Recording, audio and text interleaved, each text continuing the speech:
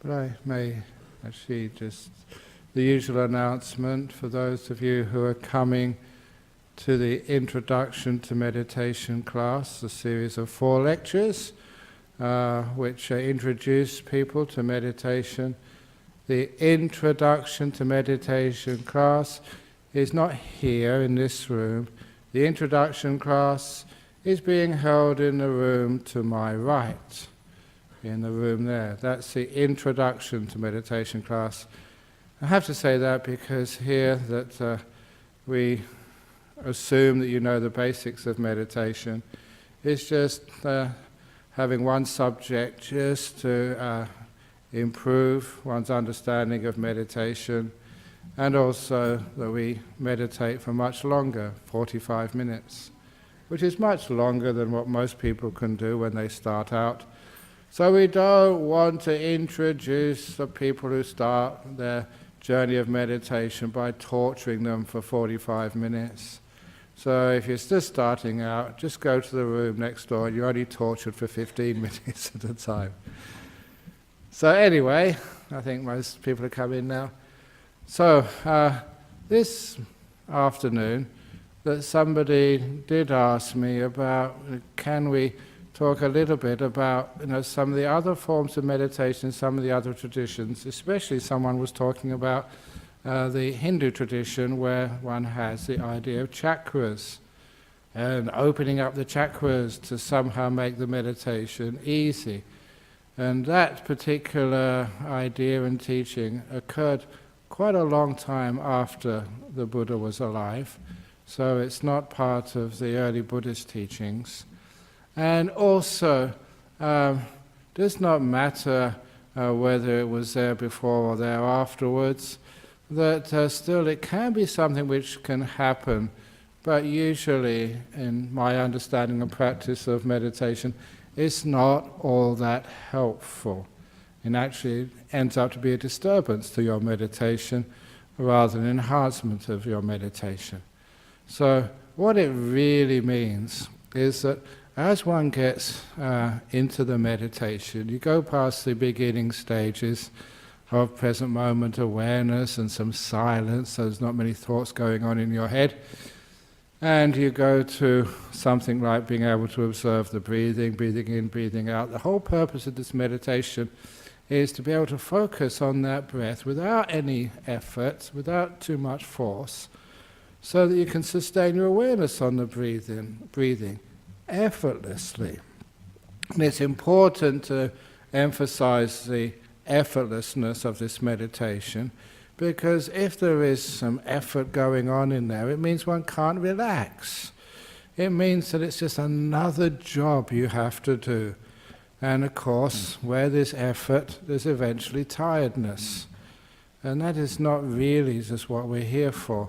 We're already tired enough. You're already doing enough.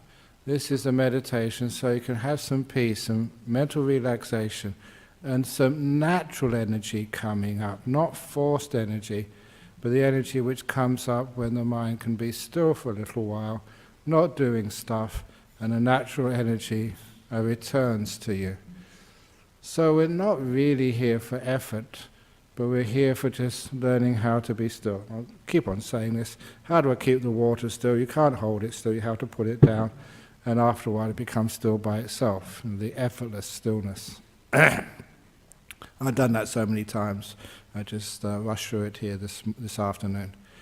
But once we have effortless awareness of the breath, just sustained awareness, breathing in, breathing out, breathing in, breathing out, because it's effortless, because it's sustained, you're not needing to metabolize so much. You're not doing anything. Your car, as it is in a simile, is idling. It's not going anywhere. It's not doing stuff. Therefore, it needs less petrol. If it needs less petrol, it just basically you don't need so much oxygen going into your body. So your breathing gets less and less. It gets more subtle, more smooth, more soft. That's the nature of the meditation. It's not something one decides to do. It's just nature. So you find you're breathing in softer and softer and softer. And the idea is that the body vanishes. So you can't feel the body anymore. So the hands disappear, the arms disappear, the legs disappear, and the whole rest of the body, you don't know where it is because you're just very peacefully, just first of all, just watching the breathing, and then the breath gets so soft, just the beauty, the delight, which comes up in the meditation. That's what one is focusing on. So the body is supposed to vanish, disappear. Now what can sometimes happen, if you don't let the body disappear quick enough, in other words, it's still, you're interested in the body, how are the legs going, what are the hands up to, instead of being confident, you can leave them alone and they're fine. What happens then is that you do get energies coming up in the meditation. These are energies because you're not wasting energy doing stuff. Because that's why the breath is soft, because you don't need energy, you're not metabolizing. But you get a natural form of energy, an awakeness coming up, and that can be very strong, huge energies. And what happens is sometimes those energies, they go into the body when really they should belong into the mind. You still got a link to the body somewhere. And which means when the beautiful energies come up, they would normally create these beautiful lights we're called nimittas. Beautiful lights coming up in the mind. It's in the mind. Energy pours into the mind. But if you still got some body awareness, it goes into the body. And that's where we get these energies which are actually encouraged. In some traditions, called kundalini, called opening up of chakras.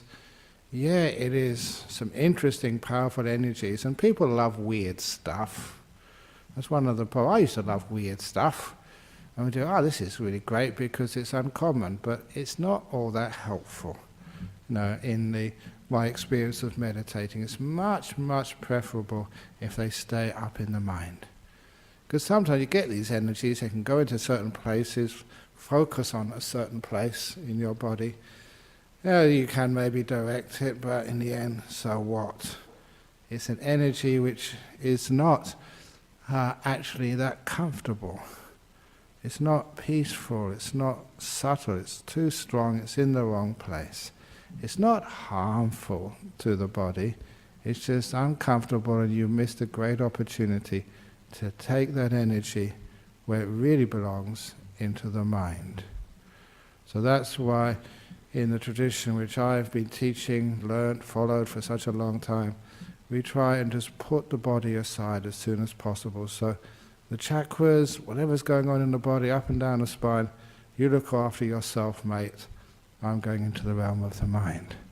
They're much more peaceful. And also, if anyone is concerned about health benefits, the greatest health benefit is actually when you let the body vanish and you disappear from the body. So you just, in the realm of the mind with these nimittas, with these beautiful bliss, and you can't feel the body, and then your body looks after itself so well. Basically, with health, a lot of times we are the problem. We're getting involved, worrying, messing around, where the body heals itself so well. One of the best ways of healing, you go to hospital, what do? They put you in a bed. Sleep, rest, the body has its own way of dealing with things. And I've seen that so many times. Stories, anecdotes to make it interesting. The monks know all these stories. Young monk in Thailand, in the days when there was huge numbers of mosquitoes. This was jungles, 42 years ago, in the northeast. And we would meditate in the evening under the trees. How romantic. In the jungles, a long way away from anywhere.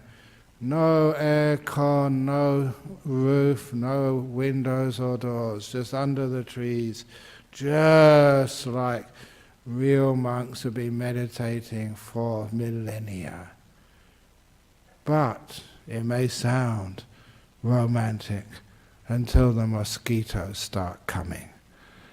Real life is not like the fantasies. I still remember going to New Zealand for the first time, to the South Island, up into the mountains. I saw photos, they were idyllic. These beautiful lakes and mountains and greenery. And I thought, this is like heaven. Until you started walking and you stopped to admire the view, and then you got covered in sandflies. They were all over the place. Okay, you put some mosquito repellent on, but because you were walking, the sweat soon washed off the mosquito repellent and they were back on you again. And you know, in those photographs, you couldn't see any sandflies. But the reality was, So anyway, in those jungles, it may sound idyllic, but there were so many of those mosquitoes. And the story was that they were so irritating. There were many on you at one time. And I'm not exaggerating.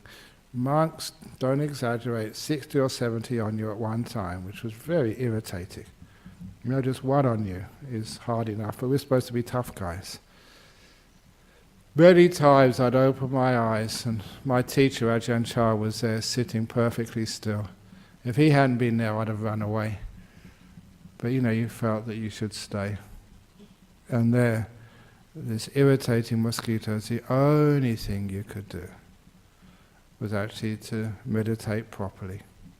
So just focus on the breathing, and just let the breathing get so soft and so peaceful. You went deep inside, where you could not feel your body. You did not know whether a mosquito was biting you or not. You know, mosquitoes, they're not dangerous. The chance of you getting malaria fever, there's no malaria in that area, there was no dengue in that area, so it was safe. It was just the irritation, that's the only thing to worry about. So you went inside, you couldn't feel your body. Oh, what bliss that was. I always say thank you to those mosquitoes for actually teaching me to meditate properly and go inside where you can't feel your body. And then all the energy was just right there in your mind, instead of just going over to your body. The body was left it alone for a while. And when you came out of your meditation, the body was just so healthy. It's a weird thing. But I know this from experience of many, many years, many decades now. If you worry about your body, then you can't separate your mind from the body. The mind sort of can't go to its own space. And the body is always tense. But if you can just go beyond it for a little while, when you come out afterwards, your body always feels like $1 million. It's weird. Sometimes if I give a talk, because you can't sort of stop your awareness of the body, then when I give a talk, you know, afterwards, I'm getting old now, an hour, have to move my legs, I feel a bit stiff here, stiff there. But if you go into meditation for 4 hours, 5 hours, 6 hours, you'd think, the first time I did a long meditation, I thought, oh my goodness, this is going to hurt when I come out. 5 or 6 hours not moving. But when you come out, it's just the body feels absolutely no ache, no pain at all. Nowhere. You haven't moved. Legs, knees, back, feels great. It's taught me something, that when you actually don't worry about your body, just go deep inside, into the realm of the mind, into the sixth sense, then the body is absolutely fine. It looks after itself much better when you're not getting involved in it, when you can leave it alone, let it go. And that's my experience. So instead of letting this energy flow into your body, which people say it heals, but my experience is it heals much better when the energy stays in the mind where it belongs, not in the chakras or anything else. You get far deeper, more bliss, more healthy, and more wisdom in your meditation. So we don't let it go to the body, if we possibly can. What belongs in the mind should stay in the mind. What belongs in the body stays in the body. And the whole purpose of the meditation is to let these 5 senses, little by little, disappear. They do already for many of you. Sometimes you're sitting here, you can hear the bird. Stop now when I want you to listen to it. You can hear the bird, sometimes you hear the traffic, but after a few minutes it disappears. You can't hear sound.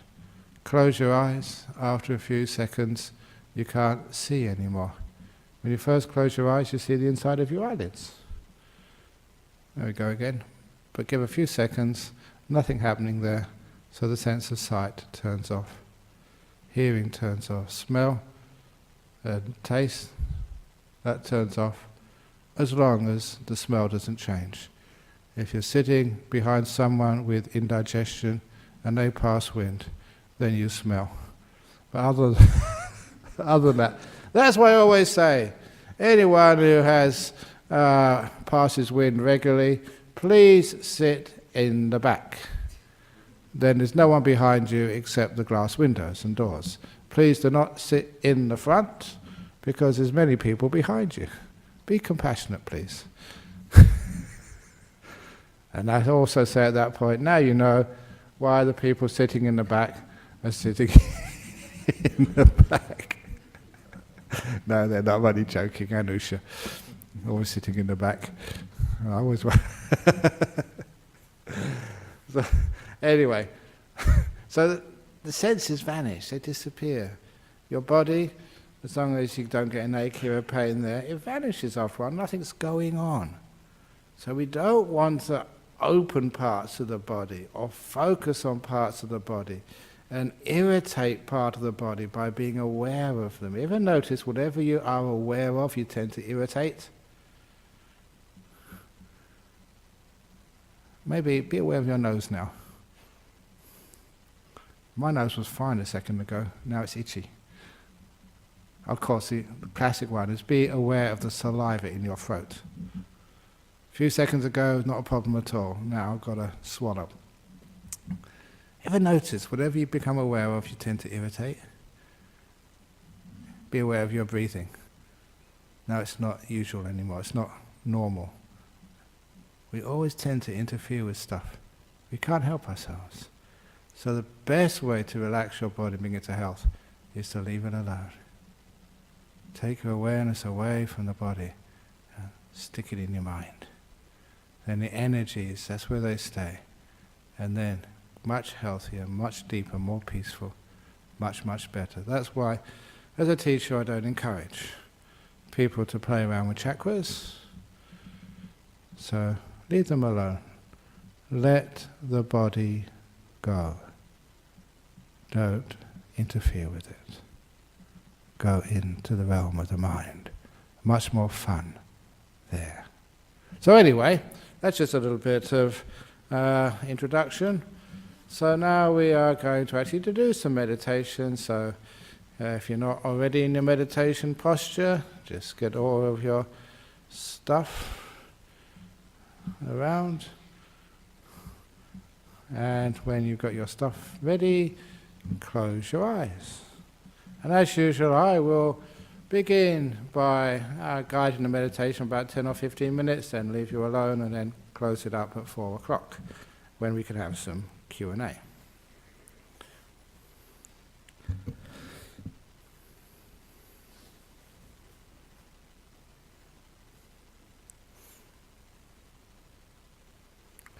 So, first of all, we've got to start with some awareness of the body before we can leave it alone. And with your eyes closed, you have more space in your brain to become aware of your body. This is just making sure that everything is okay in its right place, so that aches and pains do not arise in the middle of the meditation to disturb your progress. So you feel, first of all, your legs.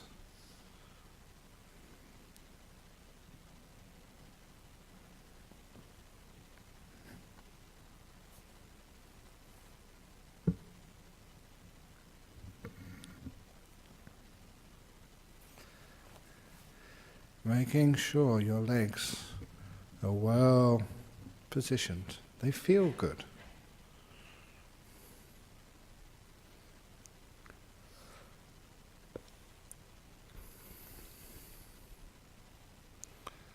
Especially knees often ache with people, so make sure your knees are in the most comfortable position you can get them. Some people put little cushions under their knees just to raise them up a little bit. If you need that, fine. So that your legs are not causing any disturbance, at least minimum disturbance. Then you check your bottom, making sure that that is comfortable on the cushion or on the chair. If it's not, move it, like I'm doing now.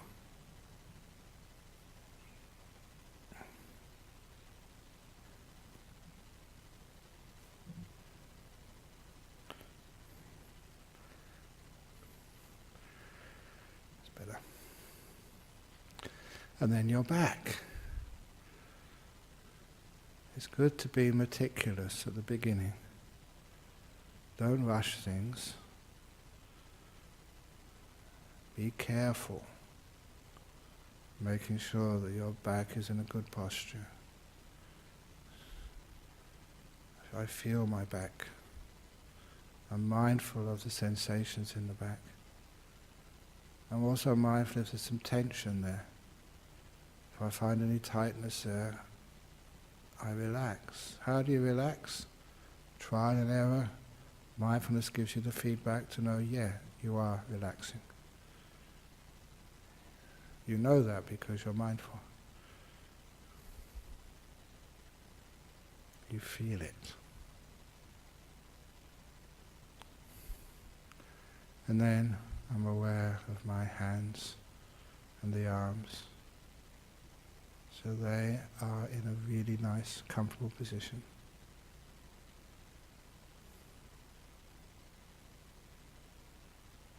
And I look at my head and my shoulder. If head's too far forward, too far back, my neck and shoulders start to ache. Feel it really balanced. I said last night, I often finish off by being aware of the muscles around my eyes. 'Cause I know when they're tense. And I just know how to relax them. It's a letting go. A lack of fear. Making peace with things. And I feel the muscles relax. The mindfulness gives me feedback. And that teaches me, feedback teaches me how to relax my muscles.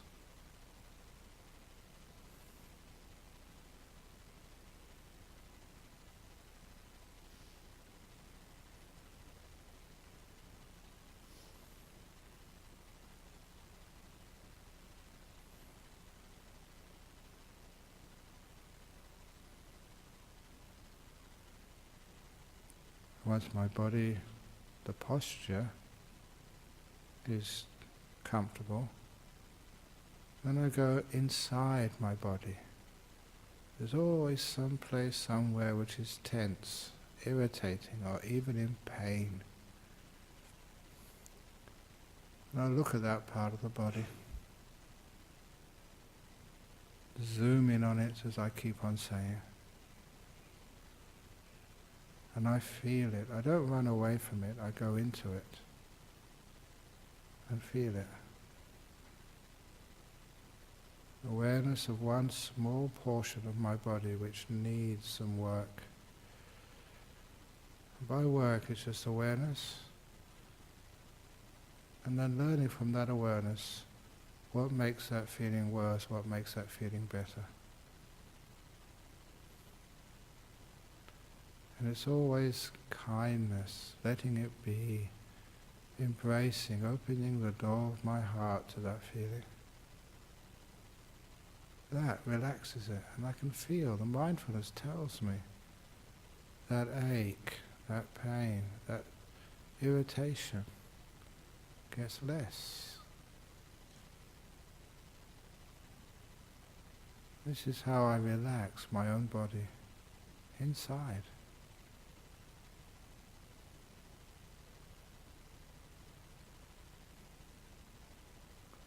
And the feedback is positive. I feel my body inside relaxing a lot. Tension, which could cause things like stomach ache or irritable bowel syndrome or goodness knows what else. I'm aware of that feeling and I'm relaxing it away. So it's not just the outside of my body is relaxed, the inside is as well.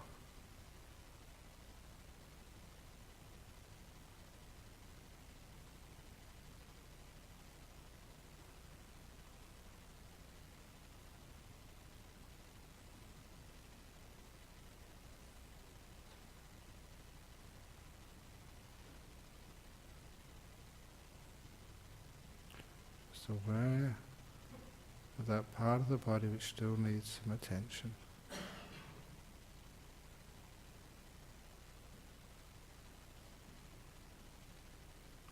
And relaxing it, and relaxing it.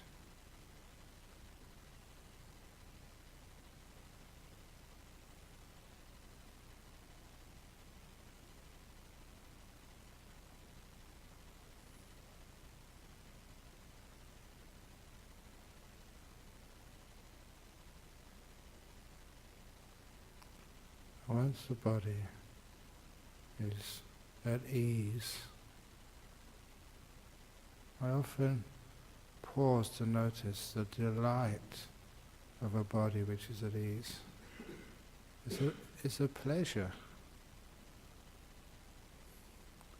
It's a pleasure why one doesn't want to get out of bed in the morning after a really nice night's sleep and you're cozy under the blankets.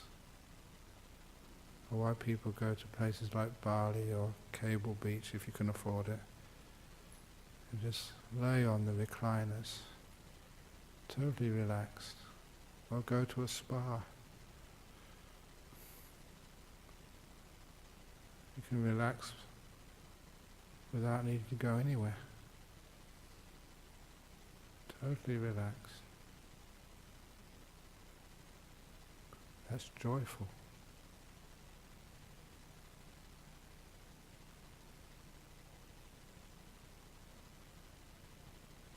And then I start to relax my mind in the same way. Going to what you probably have all heard now so many times, my peaceometer. Asking myself, how peaceful am I, or how agitated?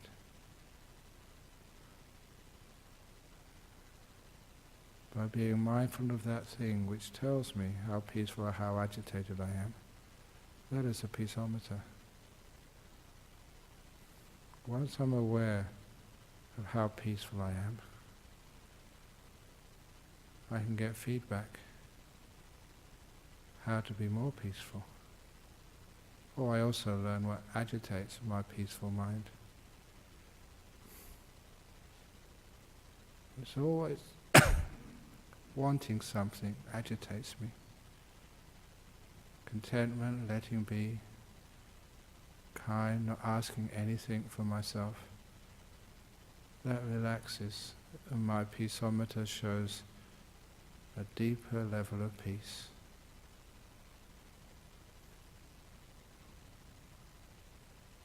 So I'm just focusing on my peaceometer first of all. Not rushing towards my breath or anything else. Just calming my mind down before I go anywhere else.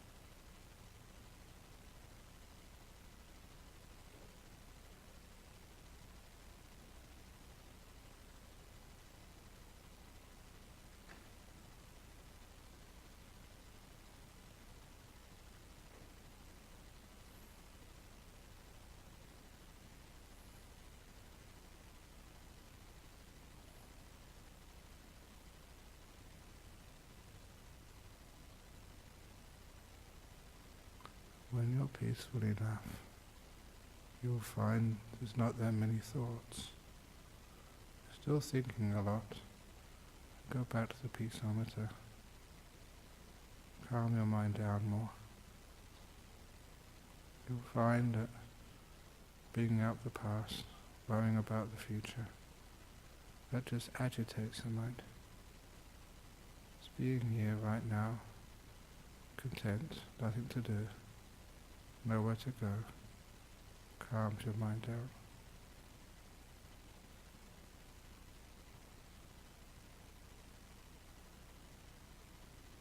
When it's calm, then start watching the breathing.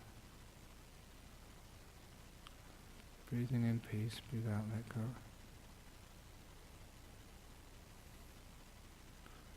Until you can be with the breath effortlessly. So the breathing gets very, very light and smooth. Smooth enough that it can disappear and you can leave the body, go into your mind.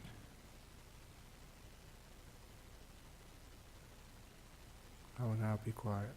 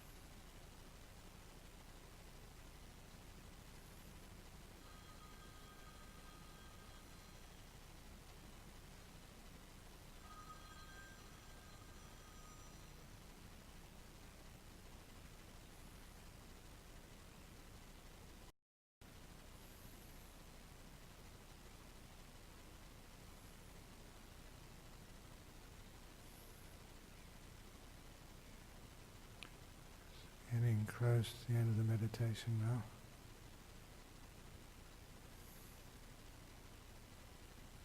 How do you feel?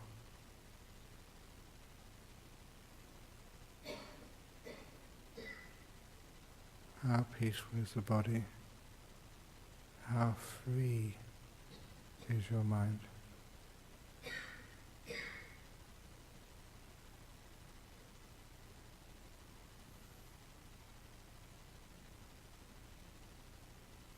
What worked and what didn't work? This is where we learn. In the last couple of minutes of the meditation, we review, understand, grow.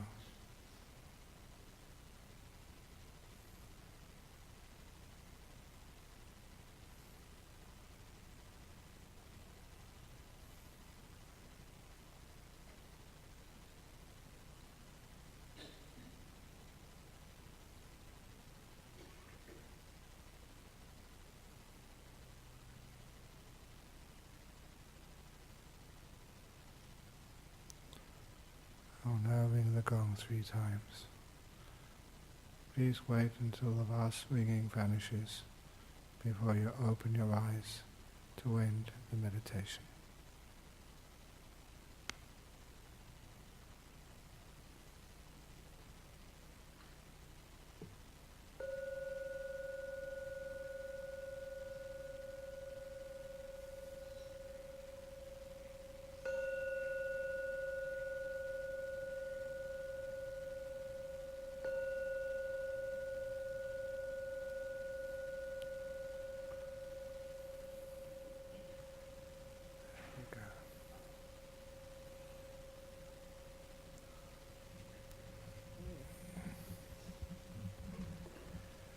Okay, got some questions from overseas. It's always advisable at the end of the meditation just to enjoy it before you get up and do other things. So what have we got over here? Very good. From something. Oh, we don't have the addresses, the places now. How to meditate when you are tired and feeling fatigue. I think it was last week, which I mentioned about the Emperor's 3 questions meditation. Now is the most important time. Whatever you are feeling right now, it's the most important thing to be aware of. And just to be kind, the 3rd question answered, most important thing to do. So if you're tired and feeling fatigue, you can actually sit on a chair or even lay down on the bed. But laying down on the bed, you'll probably fall asleep. But just to sit down and feel the fatigue. Feel the tiredness. Make tiredness the object of your meditation. Don't try to get rid of it, but care for it, learn from it, understand it. Don't try and overcome it. Be with it.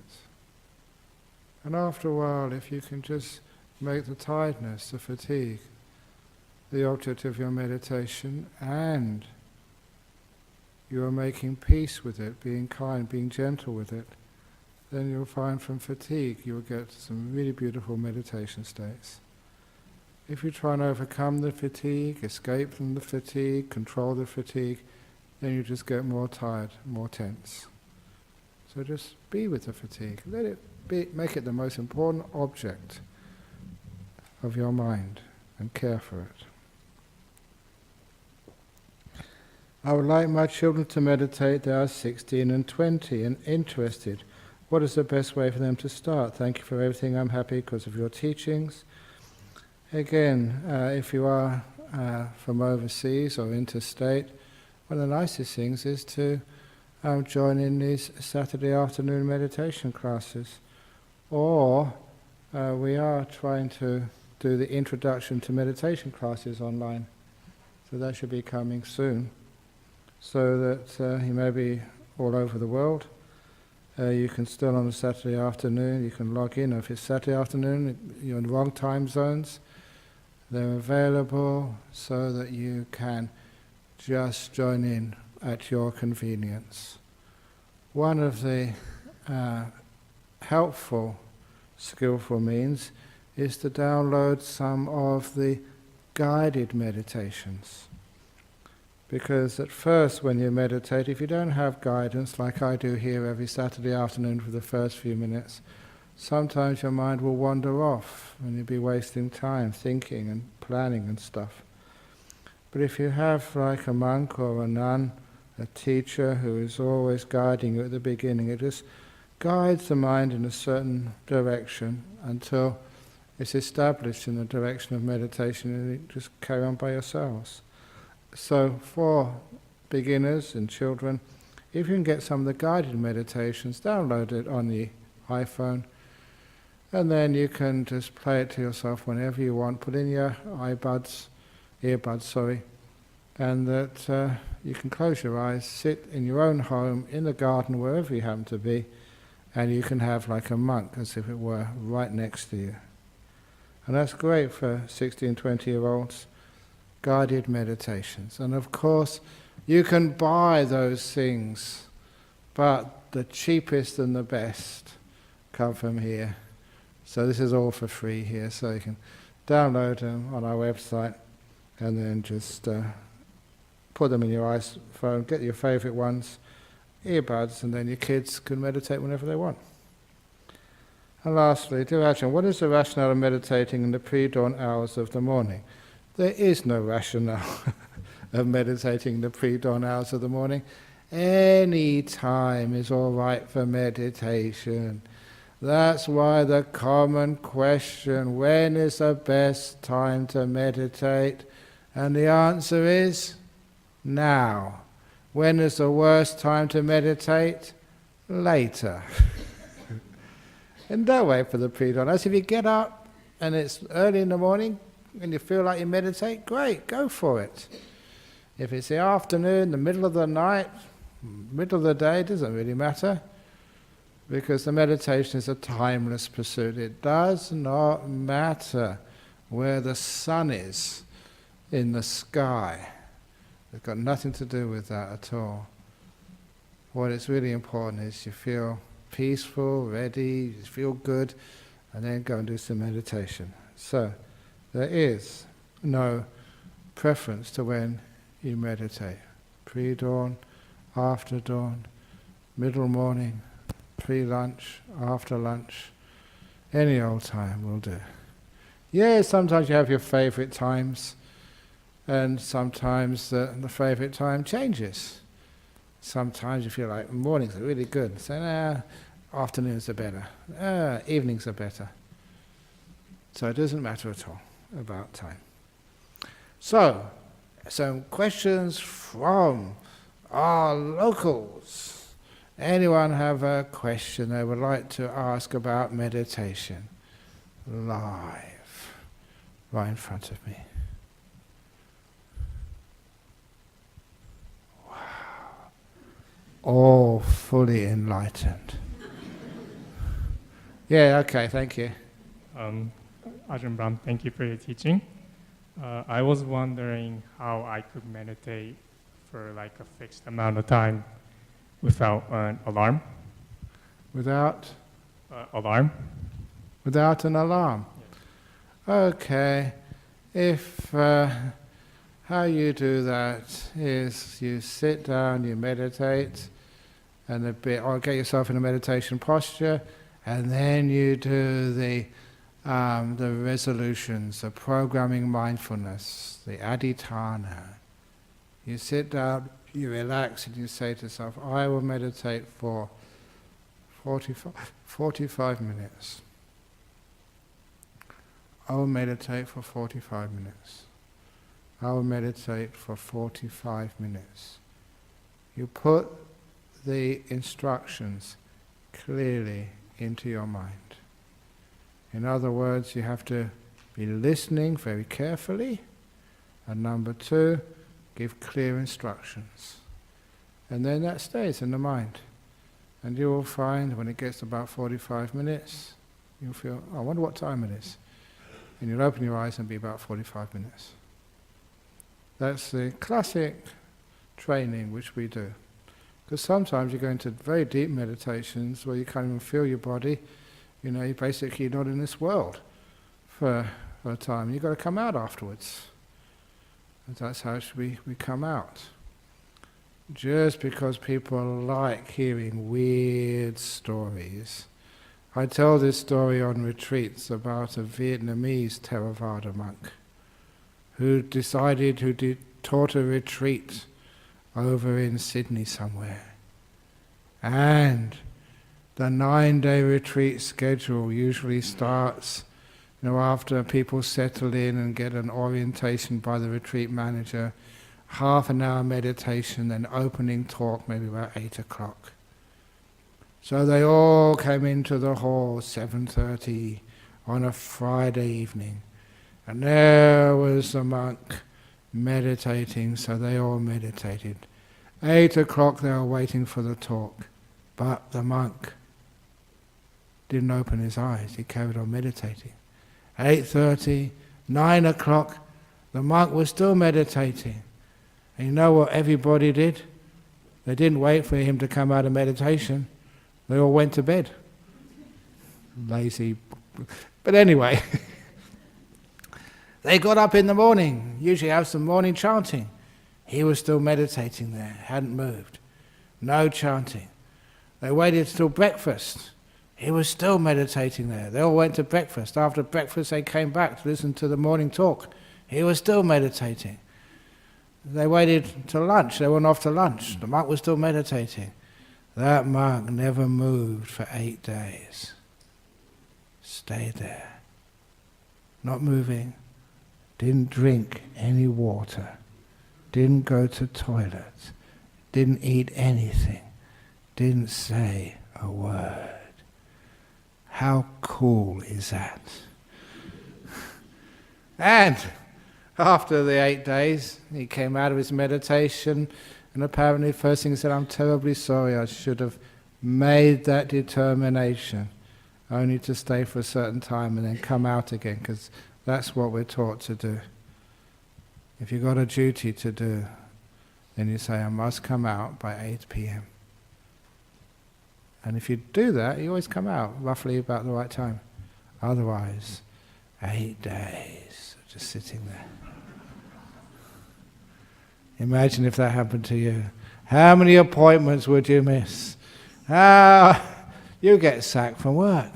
Doesn't really matter if you can do 8 days meditation, you don't want to go to work again. You get something much better than that. And anyway, all the people there saying, "Oh, you don't have to say sorry, you don't have to apologize." That was so inspiring to see these things that can happen even in our modern world. Just sit there without moving for 8 days. Wow. But you've got to be very careful, because if you do that just at home and you don't move, you know what happens to you? They take you to the funeral director. And by 8 days, by the time you come out of your meditation, you're already in your box 6 feet under. So please don't do that at home.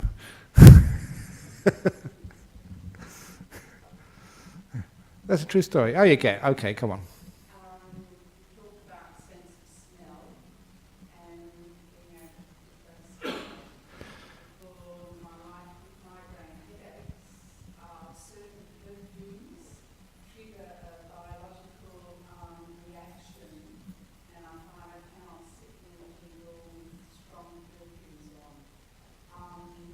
Any way around that, or have you heard of this story? Yeah, it's,